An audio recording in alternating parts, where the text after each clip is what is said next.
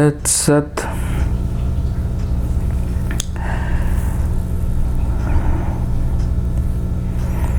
આજે શરદ પૂર્ણિમા છે.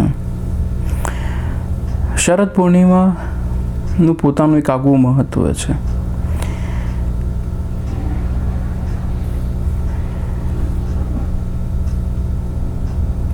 હું જ્યારે નાનો હતો, જ્યારે લગભગ યંગ એજ કહેવાય, નાનો તો ના કહીએ પણ યંગ એજ કહેવાય, ત્યારે શરદ પૂર્ણિમાનું મહત્વ એ વખતે મારા માટે કંઈક અલગ હતું.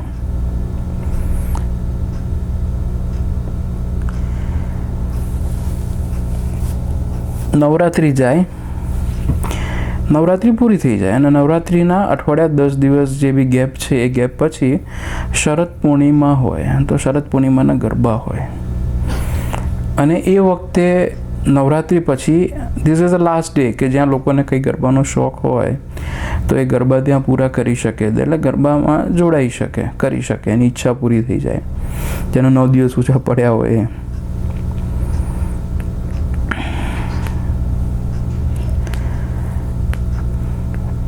ત્યારે હું એમ વિચારતો કે 9 દિવસ તો કરવાની ઈચ્છા હતી ને પછી રહી ગયા.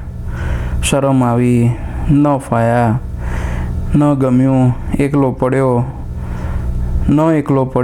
ઘણા બધા આના રીઝન હતા. પણ શરદ પૂર્ણિમા એટલે તમને they are giving you second chance, તમને બીજો ચાન્સ આપે છે કે હવે તમે જાઓ, 9 દિવસ કર્યા નહીં તો કંઈ વાંધો નહીં, 1 દિવસ કરી લો, હિંમત ભેગી કરો અને પહોંચી જાઓ. અરે ગરબા કરવા એ ભાઈ હિંમત જોઈએ. તમે બધા અહીંયા ભેગા થઈને ગરબા કરવા ભેગા થયા છો તો હિંમત જોઈએ. આવામાં લગભગ 2 વર્ષ 3 વર્ષ નીકળી ગયા છે. પછી મેં નક્કી કર્યું કે દુનિયાનું શું વિચારવું, આ કરવા હોય તો આપણે જાતે કરવાના અને કરવા જ માંડવાના એમ. મને યાદ છે કે પછી જ્યારે મેં ગરબા કરવાના શરૂ કર્યા ત્યારે ઘણા મિત્રો કે અમુક અજાણ્યા લોકોએ મને આવીને કે ભાઈ કસરત કરો છો? મેં તો કસરત મને તો આવા જ આવડે છે, કરીશ તો ખરો જ. તમે ના પાડશો તોય કરીશ, તમે હા પાડશો તોય કરીશ, because I am here with me. હું મારી જોડે છું. મારે દુનિયાની ચિંતા કરવાની જરૂર નથી કે હું કરીશ તો કેવો લાગીશ. કરવા છે તો કરી લો, ના કરવા હોય તો કંઈ વાંધો નહીં, પણ કરવા છે તો forget about vote others R thinking. લોકો શું વિચારે છે, આ વિચારે છે એ વિચારીને તમે તમારું કાર્ય અટકાવી શકો નહીં. અને જો અટકાવો છો તો આ તમારી ભૂલ કહેવાય, મૂર્ખાઈ કહેવાય, એમ કહીએ તો ચાલે. કારણ તમારી ઈચ્છા છે પણ દુનિયા મને કઈ રીતે જોશે, એ જો તમારી અંદર આવી ભાવના હોય તો તમે તમારી જાતની, તમારી ઈચ્છાઓને દબાવો છો. દબાવવાની જરૂર નથી, ઈચ્છા પૂરી કરવાની જરૂર છે. મને યાદ છે કે મારી જોડે, ગુરુજી જોડે આપણે ત્યાં કેદારનાથ ગયા હતા. ત્યારે હું લગભગ આપણે અઠવાડિયું રોકાયા આવીશું. અઠવાડિયા દરમિયાન આપણે ઘણા બધા સાધકો હતા. તો આ અઠવાડિયા દરમિયાન મેં કેદારનાથની બધી જ ગલીઓ જોઈ નાખી હતી. એક વખત આવ્યા છીએ, શાંતિથી પેટ ભરીને એક જગ્યાએ રહ્યા, બધું જ જોઈ નાખ્યું. ટૂંકમાં કહેવાની મૂળ વાત એટલી જ કે લોકો શું વિચારે છે એનાથી અટકી જવાય નહીં. ફરીથી આપણે શરદ પૂર્ણિમાની વાત ઉપર આવી જઈએ. શરદ પૂર્ણિમા એટલે કે પૂર્ણિમા, પૂર્ણ ચંદ્ર છે, ફૂલ મૂન કહેવામાં આવે છે જેને. ફૂલ મૂન એટલે કે એવો ચંદ્ર કે જે કોઈ જગ્યાએથી કપાયેલો નથી, અટકેલો નથી, કટ નથી થઈ રહ્યો. પછી ધીમે ધીમે શું થાય કે ફૂલ મૂનમાંથી એ અડધો ઓછો થવા માંડે, થોડોક ઓછો થાય, વધારે ઓછો થાય, એમ કરતાં કરતાં એની તાકાત ઘટતી જાય. આધ્યાત્મિક રીતે જોવા જઈએ તો પણ આ દિવસ ખૂબ સરસ છે. મનની રીતે જોવા જઈએ તો પણ આ દિવસ ખૂબ જ સરસ છે.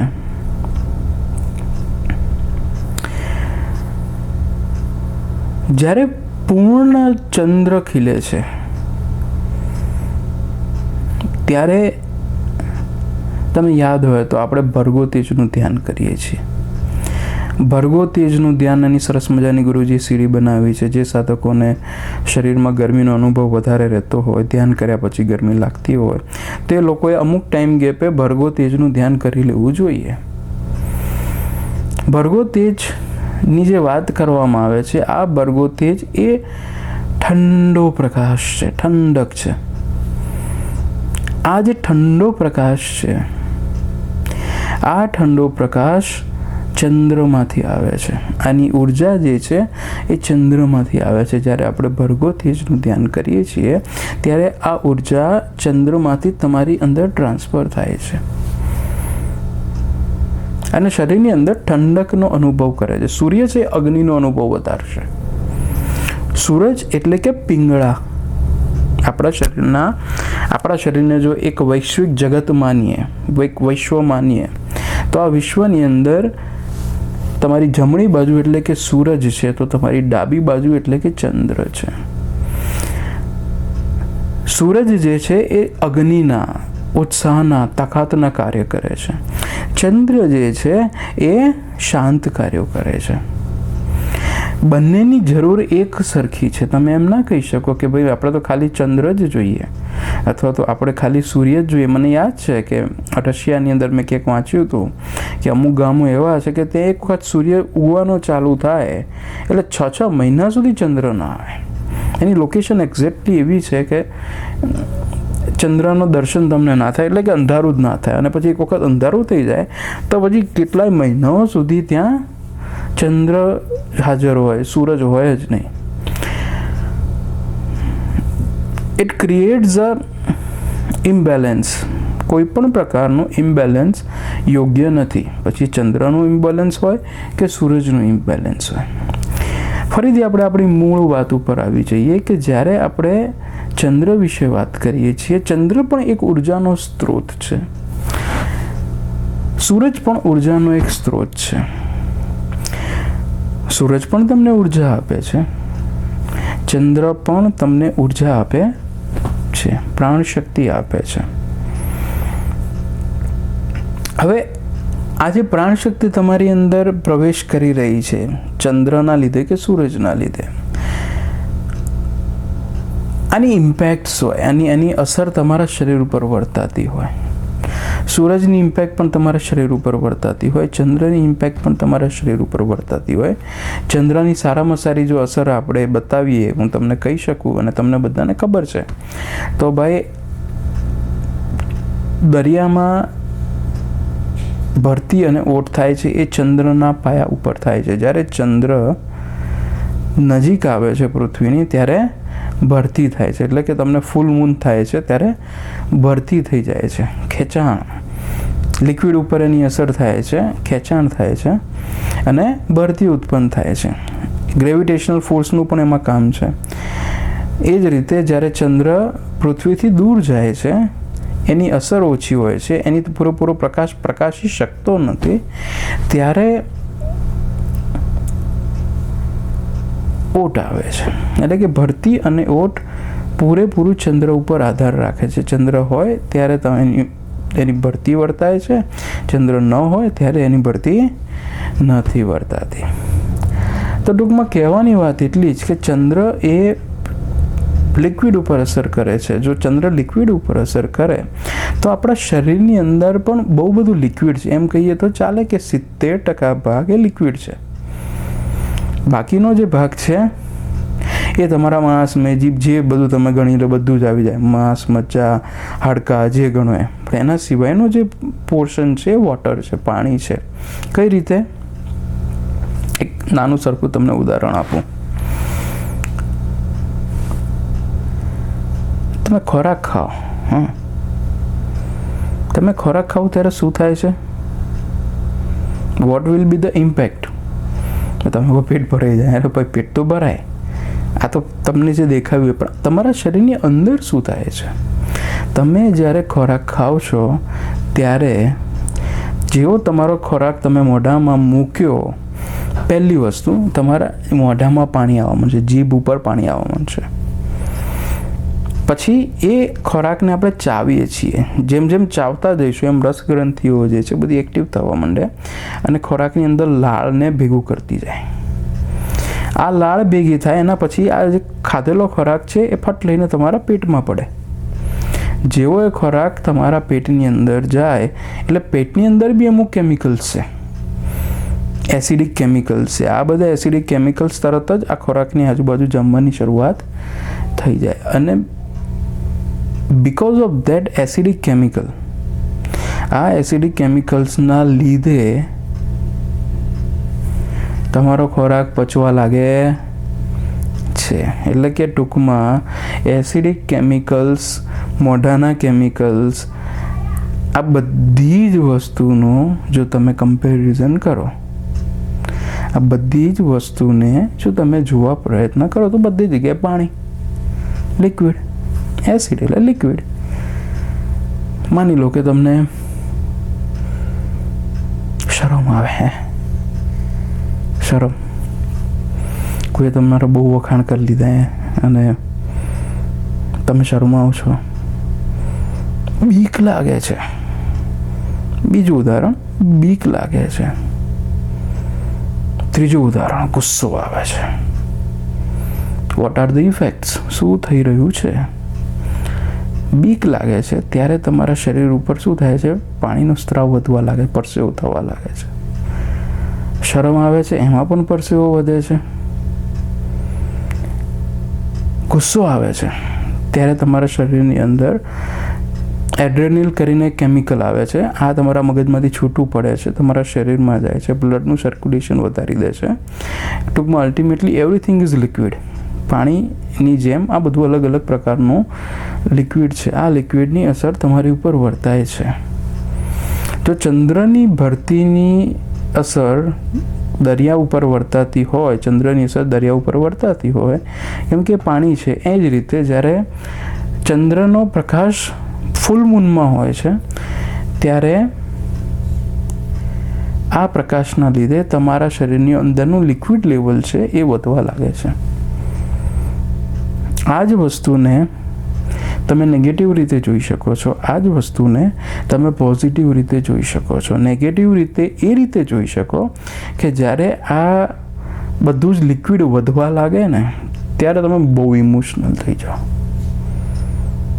બહુ ઇમોશનલ એટલે કે દરેક વસ્તુની અંદર તમે ઇમોશન્સ જોવા માંડો.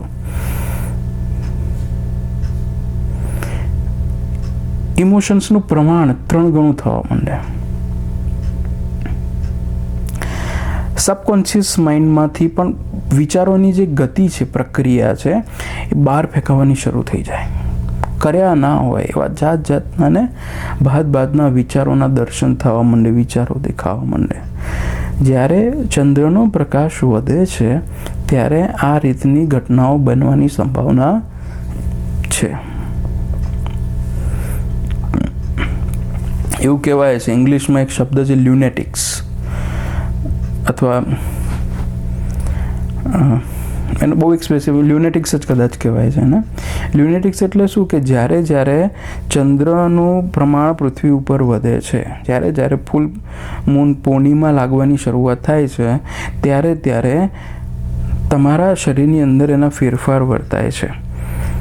જે લોકો ઇમોશનલી ઓલરેડી ડિસ્ટર્બ્ડ છે, જે લોકો ઇમોશનલી ઓલરેડી સ્ટેબલ નથી, એ લોકોની અંદર એ ઇન્સ્ટેબિલિટી વધારે સ્ટ્રોંગ થવા લાગે છે. બિકોઝ ઓફ ધ થોટ્સ, મનના વિચારો વધવા લાગે છે. ઇમોશન્સ પાવરફુલ થવા લાગે છે. હું માત્ર એટલું જ કહું છું કે ઇમોશન્સ ફૂલ સ્ટ્રોંગ થવા લાગે છે જ્યારે ચંદ્ર પૂર્ણ પ્રકાશમાં હોય. એક નાનું ઉદાહરણ આપી દઉં પહેલાં.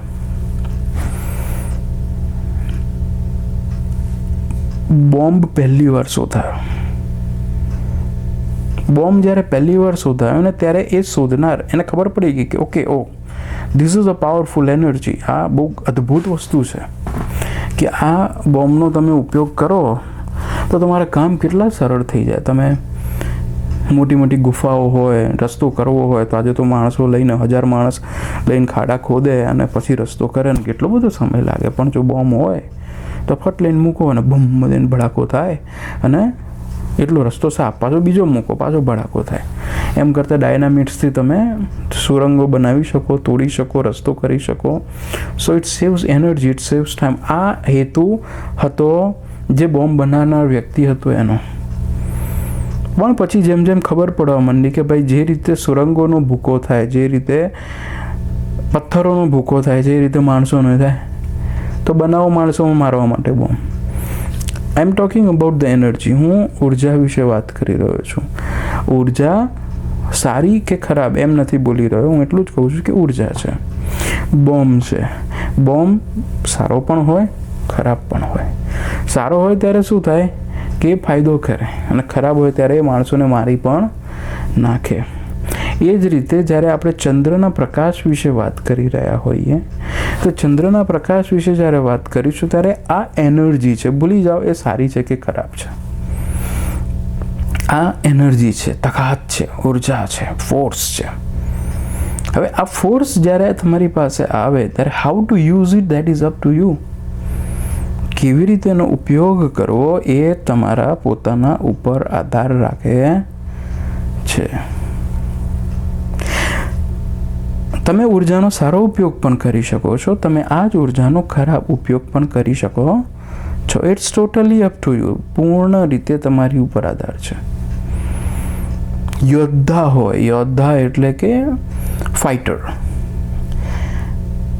યુદ્ધમાં જાય, અથવા તો એમ માની લો કે ચાલો એ યોદ્ધા છે અને એને ખબર પડી કે ક્યાંક યુદ્ધ થઈ રહ્યું છે, ક્યાંક યુદ્ધના પડકારા થઈ રહ્યા છે, તો આ યોદ્ધા હલબલ્યા વગર બેસે નહીં.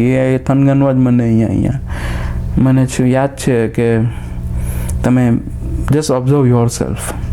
તમે ક્યાંક શાંતિથી બેઠા હો અને સરસ મજાનું તમને ખબર પણ ન હોય ક્યાંક મ્યુઝિક વાગતું હોય તો તમે આમ આંગળીઓ આમ રાખીને બેઠો ને ટુંગ ટુંગ ટુંગ ટુંગ આંગળીઓ ઊંચી નીચે થવા માંડે, પગ ઊંચા નીચે થવા માંડે, માથું હલવા માંડે. તમને ખબર અનકોન્શિયસલી ધીસ ઇઝ હેપનિંગ અનકોન્શિયસલી. તમને ખબર જ નથી કે આ શું થઈ રહ્યું છે, તેમ છતાં પણ થઈ રહ્યું છે. મ્યુઝિક વાગ્યું અને તમે મ્યુઝિકના જીવડા હો તેવું થાય. મને હમણાં યાદ આવે છે, હમણાં નવરાત્રિ હતી તો નવરાત્રિની અંદર અમે ઓમને લઈ અને નવરાત્રિના જે જગ્યા હતી ત્યાં ગયા. એટલે હું તો ઊભો હતો શાંતિથી, પણ જેવા ત્યાં ગયા અને ઢોલ વાગવાની શરૂઆત થઈ એટલે ઓમ મારી બાજુમાં ઊભો હતો. પણ જેવી ઢોલ વાગવાની શરૂઆત થઈ એટલે એના પગ ઊંચા નીચે થવા માંડ્યા. એમ થતાં થોડી વારમાં તો આગળ વધવા લાગ્યો. મેં કીધું એ અમે છીએ ભાઈ, ધ્યાન તો રાખ, નાનું બાળક છે, ખોવાઈ જાય. પણ એ તો ઉછળતો અંદર ઘૂસી ગયો. C I am talking about the energy. હું ઉર્જાની વાત કરું છું. લોકો ચંદ્રની ઉર્જાને ઘણા એને નેગેટિવ શબ્દોમાં પણ બોલતા હોય છે, ઘણા એને પોઝિટિવ શબ્દોમાં પણ બોલતા હોય છે. હું એને નેગેટિવ પોઝિટિવ શબ્દોમાં બોલવા માગતો જ નથી. હું માત્ર ને માત્ર ચંદ્રની પૂર્ણિમાને, ફૂલ મૂનને, શરદ પૂર્ણિમાને, આવા જેટલા પણ પૂર્ણ તહેવાર છે એને એનર્જીથી ભરેલા માનું છું. દેર ઇઝ એનર્જી, પ્રાણ ઉર્જા તમારી અંદર વધે છે. એક હજી ઉદાહરણ આપીએ તો તમને બહુ વધારે એકદમ સરસ ક્લિયર થઈ જશે. જ્યારે માની લો કે તમને એસિડિટી છે. એસિડિટી લોકોને જે હોય એમને ખબર છે કે કેવી હોય. માનો કે તમને એસિડિટી છે. તમને જ્યારે એસિડિટી છે ત્યારે જો તમને મરચું આપવામાં આવે, ખાઓ ને જરાક સરસ મજાનું તીખું તમતમતું, મજા આવશે. તીખી વસ્તુ આપવામાં આવે તો શું થાય? What will be the impact? શું થવું જોઈએ? મરચું આપવામાં આવે ત્યારે શું થવું જોઈએ? એસિડિટી વધવા માંડે. કારણ કે ઓલરેડી એના શરીરમાં એ એસિડિટીનો પ્રભાવ છે. એ ઓલરેડી શરીર તો તૈયાર જ છે, એને ખાલી ધક્કાની જરૂર હતી. એ જ રીતે જો તમને મરચું જેને એસિડિટી ન હોય એને આપવામાં આવે તો એને તીખું લાગે, પણ એટલું જ. એને માત્ર તીખું લાગે, એને પાણીની જરૂર પડે, પણ એની એસિડિટી વધી જાય નહીં. કોની વધે? જેને એસિડિક પ્રોબ્લેમ છે, જેનું શરીર ઓલરેડી પહેલાંથી એસિડિક છે, એના શરીરમાં એસિડિટીનો પ્રભાવ વધવા જાય છે. તીખું ખાવાથી એના શરીરમાં એસિડિટી વધી જાય છે. પણ જેના શરીરમાં એસિડિક નથી, જેનું શરીર નોર્મલ છે, જેને એસિડિટીનો પ્રોબ્લેમ નથી અને એ આ જ મરચું ખાય તો એને એસિડિટી વધવાની નથી, એને માત્ર તીખું લાગશે. એ જ રીતે જ્યારે આપણે ચંદ્ર વિશે વાત કરીએ છીએ, એવરીથિંગ ઇઝ પોઝિટિવ. ચંદ્રમાંથી જે ઉર્જા આવે છે આ પ્રાણથી પ્રબળ ઉર્જા છે, પ્રાણથી ભરેલી ઉર્જા છે. અને એની માટે જ મને ખ્યાલ છે કે આપણે ચંદ્ર ધ્યાન પણ ઘણી વખત કર્યું હતું અને ઇટ શુડ બી એ કરવું જ. આવા ચંદ્ર પૂર્ણિમાના દિવસે તો કરવું જ જોઈએ ધ્યાન. તમે લોકો જ્યારે ગરબા કરો, ગરબા કરીને થાકો ને, મને હવે હમણાં એક યાદ આવ્યું. મને એક છે ને અહીંયા એક દિલ્હીનો માણસ મળી ગયો હતો, એ નોર્થ ઇન્ડિયન છે. હવે મને કહે કે ભાઈ અમારે જનરલી બધી વાતો થઈ, એટલે મને કહે તમારે લોકો ગુજરાતીઓને તો બધું સારું નહીં. મેં તો કેમ ગુજરાતીઓને શું સારું? તો કે ગુજરાતીઓને કંઈ કસરત બસરત કરવાની જરૂર ના પડે. મેં કીધું કેમ? તો કે આ 9 દિવસ છે ને એ તમે લોકો બધા ગરબાસન કરી નાખો. મેં તો શું કરો? તો કે ગરબાસન. ગરબાસન એમ? હા, કે તમે કેટલું નાચો, કેટલા ગરબા કરો, થાકીને ઠૂસ થઈ જાઓ. તમારા મહિનાની કેલરી તમે આ 9 દિવસમાં બાળ નાખો. એટલે તમારે બીજું કંઈક ગરબાસન કરી લો ને, તમે યોગાસન હોય ને એમ ગરબાસન, એ તમે ગરબાસન કરી લો પછી તમારે બીજું કંઈ કરવાની જરૂર નથી. મેં તો ભાઈ બરાબર.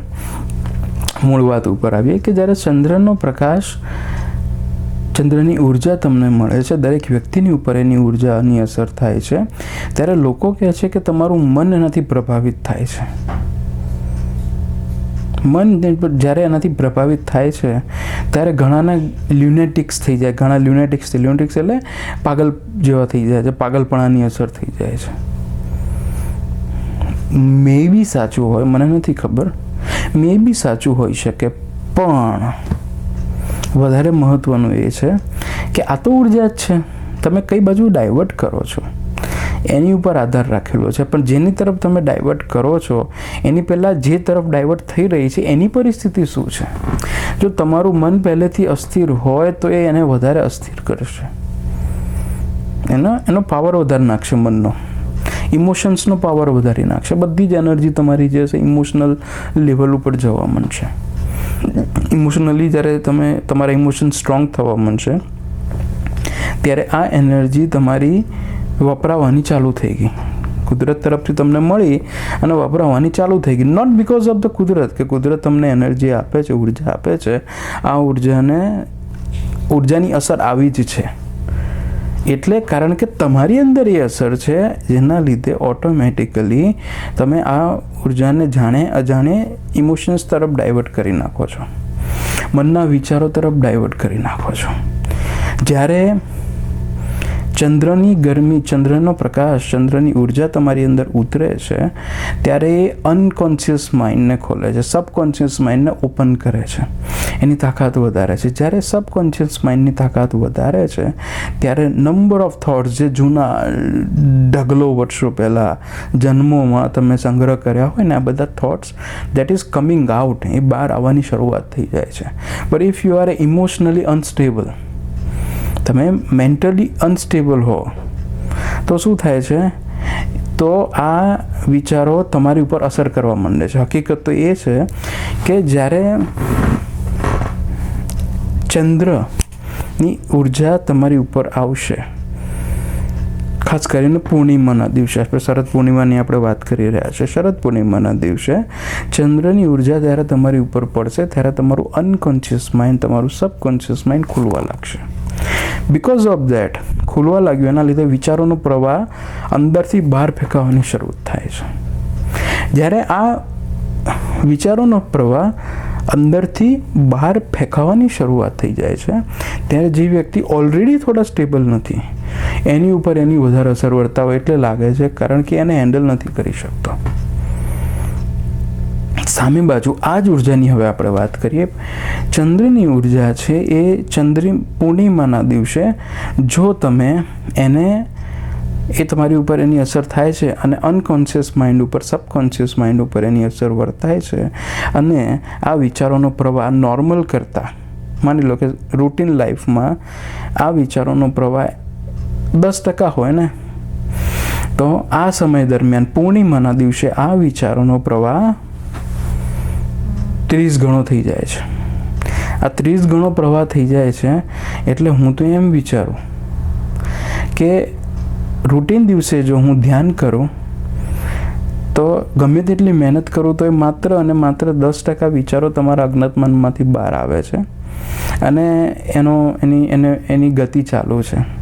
સામે બાજુ જો હું પૂર્ણિમાને દિવસે ધ્યાન કરું તો મારા વિચારો જે અંદર અજ્ઞાત મનમાં પડ્યા છે, આજે નહીં તો કાલે ખાલી કરવાના છે, વહેલા ક્યારે ખાલી થાય એ મહત્ત્વનું છે. પણ પૂર્ણિમાના દિવસે જો ધ્યાન કરું તો આ વિચારો 30 ગણી તાકાતથી બહાર આવશે. એટલે કે રૂટીન કરતાં ઘણી બધી વધારે તાકાતથી બહાર આવશે, બિકોઝ ઓફ ધ ચંદ્રનો પ્રભાવ. ચંદ્રના પ્રભાવના લીધે એ વિચારો અજ્ઞાત મન ઉપર, અનકોન્શિયસ માઇન્ડ ઉપર, સબકોન્શિયસ માઇન્ડ ઉપર પડશે. આ વિચારો બહાર આવશે અને જો તમે સ્થિર રહી શકો, તમે જો સ્થિર, સાક્ષી, વિટનેસ બની શકો તો આ વિચારો સડાટ નીકળી જશે. ફટાફટ કરીને આખું ગોડાઉન ખાલી. પણ જો આ વિચારોની જ્યારે નીકળતા હોય ત્યારે તમે સ્ટેબલ ન રહી શકો તો શું થાય? તો તમે આ વિચારો બહાર નીકળે છે, 10% બહાર નીકળે છે અને એના 30% કરીને પાછો તમે અંદર સ્ટોરમાં મિક્સ કરીને બહાર લઈ મિક્સ કરીને અંદર, એટલે તમે એ વિચારોની અંદર ભરાઈ જાઓ છો અને વિચારોની ગતિ કરીને પાછા અજ્ઞાતમનમાં નાખી દો છો. એટલે કે 10% બહાર આવ્યું ને 30% નાખ્યું, રિવર્સ થઈ જાય છે. એટલે કે આ 2 પ્રકારની પ્રક્રિયા બને છે અને એટલે જ કહેવામાં આવે છે કે જ્યારે તમે સાધના કરો પૂર્ણિમાના દિવસે, જો તમે સાક્ષી શું છે જાણો છો એટલીસ્ટ, તો પણ આ કાર્ય તમારા માટે અદ્ભુત બની જાય છે. હું તો સજેસ્ટ પણ કરું કે જો તમારે શરદ પૂર્ણિમા અથવા કોઈ પણ પૂર્ણિમા હોય ત્યારે તમારે ખાસ કરીને આશ્રમમાં આવી અને મૌન રહી મનના વિચારોની ગતિને જોવી જ જોઈએ, મનના વિચારોની, મનની તાકાતને જોવી જોઈએ. એવું તમે કરી શકો. મને ખ્યાલ છે ઘણા લોકો અહીંયા શરદ પૂર્ણિમાના દિવસે આવે છે. શરદ પૂર્ણિમા કે કોઈ પણ પૂર્ણિમાના દિવસે આવે છે અને પૂર્ણિમાનું મહત્ત્વ પણ આપણે એટલે જ રાખ્યું છે કે જ્યારે વ્યક્તિને એમ લાગે છે કે હું આ વિચારોને હેન્ડલ નહીં કરી શકું, તો તમારે શું કરવું જોઈએ? તમારે એવા વાતાવરણમાં ભળી જવું જોઈએ કે જ્યાં મનની તાકાત વર્તાવવાની જ ન હોય, મનને પોતાની ઇન્ડિવિજ્યુઅલ તાકાત વાપરવાની ચાન્સ જ ના મળે. અને એટલે જ પછી શું કરો, આપણા સમાજે શું કર્યું, આપણા ઋષિમુનિએ શું કર્યું કે અલગ અલગ પ્રસંગો ગોઠવી નાખ્યા કે શરદ પૂર્ણિમા તો બધાને શું ગેટ ટુગેધર કરો અને ગેટ ટુગેધર કરી અને બધાને એકબીજાની જોડે એવા સોશિયલાઇઝ કરી નાખો, એટલા બધા ઇન્વોલ્વ કરી નાખો કે આ ચંદ્રનો પ્રભાવ જેમની ઉપર પડે અને એ વખતે નેગેટિવ થોટ્સ કરે અને કંઈ સાચું ખોટું કરે અને ખોટા અનનેસેસરી નુકસાનકારક નિર્ણય લઈ લે, એના કરતાં એટલો સમય પસાર થઈ જાય. આ સામાન્ય વ્યક્તિ માટેની વાત છે. પણ જ્યારે આપણે સાધનાવાળા વ્યક્તિની વાત કરીએ છીએ કે જે સાધના કરવા માગે છે તો એણે તો ઉપરથી this is opportunity for him, આ એની માટે ઓપોર્ચ્યુનિટી છે. એની માટે ઓપોર્ચ્યુનિટી છે કે વિચારોની ગતિ બહાર આવે છે, let it come and let it go. અને આ તો ગોડાઉન ખાલું થવાનો ચાન્સ છે.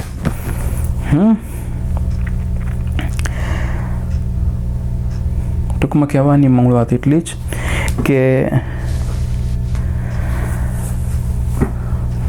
જ્યારે પૂર્ણિમાની વાત કરીશું ત્યારે પૂર્ણિમાના દિવસે ચંદ્રની ઉર્જા દ્વારા તમે સભાન બનતા જાઓ છો. તમારી કોન્શિયસ લેવલ, તમે વધારે કોન્શિયસ થઈ જાઓ છો, જાગૃત થઈ જાઓ છો. જ્યારે વધારે જાગૃત થાઓ છો ત્યારે તમારી ઉપર તમે વિચારોની ગતિને જોઈ શકો છો, તમારી આજુબાજુ બનતી ઘટનાઓને વધારે સારી રીતે સમજી શકો છો, તમારી સમજણ શક્તિ વધે છે, તમારું કોન્શિયસ લેવલ વધે છે. અને આ કોન્શિયસ લેવલ વધવું એ તો સાધનાનો પાયો છે. જો આ રીતે વધતું હોય તો પૂર્ણિમા એ ધ્યાન કરવું જ પડે. શક્ય હોય તો પૂર્ણિમાએ આખી રાત ધ્યાન કરવું જોઈએ. શક્ય હોય તો પૂર્ણિમાએ એટલીસ્ટ તમારે આ વાતાવરણમાં પોતાની જાતને શાંતિથી, પોતાની અંદર થતી ઘટનાઓને, વિચારોને શાંતિથી જોવા જોઈએ, જે સાધનામાં પ્રગતિ કરવામાં ખૂબ મદદરૂપ થાય. અને એટલે જ કહેવાય છે કે પૂર્ણિમાના દિવસે તમારે સંતના દર્શન કરવા જોઈએ. પૂર્ણિમાના દિવસે તમારે, આપણે વાત કરીએ એમ, ગુરુજી પાસે આવવું જોઈએ. તો શું કરે એ તમે ભલે ના કરી શકતો, પણ જો ગુરુના આશીર્વાદ મળે, વાતાવરણના આશીર્વાદ મળે, ઈશ્વરના આશીર્વાદ મળે, તો આ મનની જે ગતિ છે એ વધવાને બદલે તમે એને આધ્યાત્મિક ગતિ તરફ, આધ્યાત્મિક વાતાવરણ તરફ ફેંકી શકો છો, એને ડાયવર્ટ કરી શકો છો. પણ જે તમારી પોતાની એઝ એ ઇન્ડિવિજ્યુઅલ તમારી કદાચ ક્ષમતા ન હોય, પણ આ રીતે ગુરુની મદદ લઈ અને તમે લઈ શકો છો. અને એટલે જ હું તો કહું છું કે બધા સાધકોએ ઓછામાં ઓછું પૂર્ણિમા, દર પૂર્ણિમાએ નહીં તો બીજી પૂર્ણિમાએ કેવી રીતે એક વખત આ વાતાવરણમાં ગુરુજી જોડે આવવું જોઈએ. તો કહેવાની મૂળ વાત એટલી જ કે આ રીતે આ સભાનતા વધારે છે, તમારી અંદર સભાનપણું વધવા લાગે છે. એને જો મેડિકલી હું તમને એક્સપ્લેન કરવા પ્રયત્ન કરું તો એમ કહી શકું કે તમારા શરીરમાં મેલેટોનિન તત્વ છે. એક સ્ટડી કરવામાં આવ્યો અને સ્ટડીની અંદર જોવામાં આવ્યું કે જેમ જેમ ચંદ્ર ફૂલ મૂન તરફ જતો જાય છે, એટલે પહેલાં થોડોક ચંદ્ર, પછી આખો ચંદ્ર થઈ જાય, પછી અડધો થાય, પછી પાછો ધીમે ધીમે ઢંકાવા લાગે, અને જેમ જેમ પાછો ખુલતો જાય, જેમ જેમ ચંદ્ર ઢંકાવા લાગે એમ તમારા શરીરની અંદર મેલેટોનિનનું પ્રમાણ વધવા લાગે છે. મેલેટોનિન ઇઝ લાઈક, જ્યારે મેલેટોનિન તમારા શરીરમાં વધે ને, એવું કેમિકલ છે મગજમાંથી બહાર પડે છે આપણા બધામાં. અંધારું જોઈએ ને જેવું આપણે, એટલે કેમિકલ બહાર પડવા માંડે, અને જેવો કેમિકલ બહાર પડે એટલે તમને ઊંઘ આવવા લાગે, તમે બેભાન થવા લાગો. તો આ મેલેટોનિન જે છે એનો પ્રભાવ ક્યારે વધે છે કે જ્યારે ચંદ્ર અંધારામાં હોય, જ્યારે ચંદ્ર પ્રકાશ કરવા લાગે છે, પ્રકાશમાં આવવાની શરૂઆત થાય છે, અજવાળા તરફ જવા લાગે છે, ફૂલ મૂન થવા લાગે છે, ત્યારે મેલેટોનિનનું તમારા શરીરની અંદર એનો પ્રભાવ ઓછામાં ઓછો હોય. મેલેટોનિન વધારે એટલે કે અભાનતા, મેલેટોનિન ઓછું એટલે કે સભાનતા. અને પૂર્ણિમાના દિવસે આ મેલેટોનિનનું પ્રમાણ શરીરમાં ઓછામાં ઓછું હોય છે. અને આ દરમિયાન તમે નેચરલી તમે સભાન થવા પ્રયત્ન કરો ને, સાક્ષી બનવા પ્રયત્ન કરો, ધેટ ઇઝ સમથિંગ એલ્સ. અને તમે કુદરતી રીતે, તમને કુદરતા એક દિવસ આપ્યો છે કે જે દિવસ દરમિયાન તમારા શરીરમાં મેલેટોનિનનું પ્રમાણ ઓછું હોય, જેના લીધે સભાનતા પણ તમારી વધુ હોય. અને એ દરમિયાન તમારે આ જ કરવાનું છે ને, આપણે સાક્ષી બનવાની જ વાત કરીએ છીએ. સાક્ષી બનવા માટેનું ઓલરેડી બેકગ્રાઉન્ડ કુદરતે તમારી માટે તૈયાર કરી રાખ્યું હોય છે, કે જેનો લાભ બધા જ સાધકોએ લેવો જોઈએ. તો અત્યારે મારે જે કહેવાનું હતું મેં તમને કહી દીધું છે. સરસ રીતે આગળ વધો, બધા આનંદ કરો, સાથે ગરબા કરો. ગરબા કર્યા પછી બધાએ સરસ મજાનું ચંદ્ર ધ્યાન કરો, અને પછી ધ્યાન કર્યા પછી દૂધ અને પૌવા ખાજો. આ તો ભાઈ મેં મારી ઈચ્છા કીધી, પણ તમે લોકો જે રીતે પ્રોગ્રામ બનાવો એવી રીતે વચજો. હરિઓમ તત્સત. ઓ